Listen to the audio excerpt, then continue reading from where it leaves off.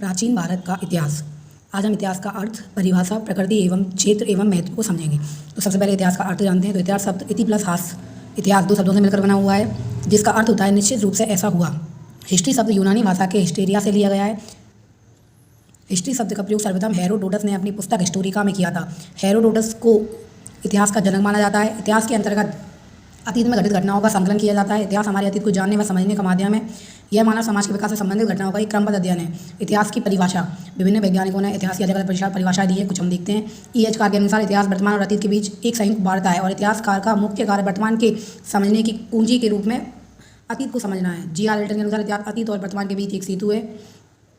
इतिहास की प्रकृति और स्वरूप, इतिहास की प्रकृति और स्वरूप को लेकर विद्वानों में मतभेद है कि इतिहास का स्वरूप वैज्ञानिक है या कलात्मक। आधुनिक युग में विज्ञान के विकास ने इतिहासकारों को इतिहास को वैज्ञानिक स्वरूप प्रदान करने की ओर प्रवृत्त किया है। इसी प्रकार में यह विवाद प्रारंभ हुआ कि इतिहास विज्ञान है अथवा कला। इतिहास का क्षेत्र उतना ही व्यापक है जितना मनुष्य का जीवन। प्राचीन काल से वर्तमान काल तक इतिहास का क्षेत्र सामाजिक आवश्यकताओं के अनुसार लगातार बदलता रहा है। यह मानवीय अनुभव का क्रमबद्ध ज्ञान है। इतिहास का क्षेत्र विशाल है और विविधताओं से भरा है। यह विभिन्न विषयों को अपने से समाहित करता है। इसमें विभिन्न समय, काल, स्थान, व्यक्ति, समाज और संस्कृति के विकास की प्रक्रिया और उनके बीच संबंधों का अध्ययन किया जाता है। इतिहास के क्षेत्र का सीमांकन करना कठिन है, फिर भी इतिहासकारों द्वारा इतिहास के क्षेत्र का वर्गीकरण निम्नलिखित प्रकार से किया गया है: राजनीतिक इतिहास, सामाजिक इतिहास, सांस्कृतिक इतिहास, आर्थिक इतिहास, धार्मिक इतिहास, संवैधानिक इतिहास, मानवाधिकार का इतिहास, राजनयिक इतिहास, संसदीय इतिहास, औपनिवेशिक इतिहास, सैनिक इतिहास, विचारों का इतिहास।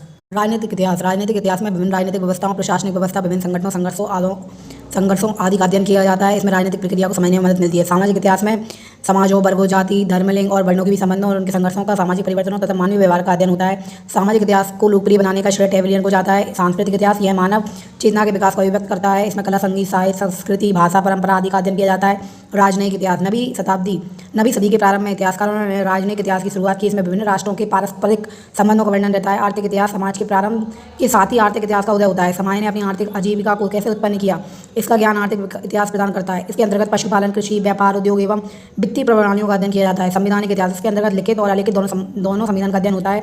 इतिहास का महत्व, इतिहास मानव जीवन के लिए बहुत उपयोगी है। इतिहास के माध्यम से हम राजनीति, समाज, धर्म, विज्ञान आदि की विकास प्रक्रिया को समझ पाते हैं।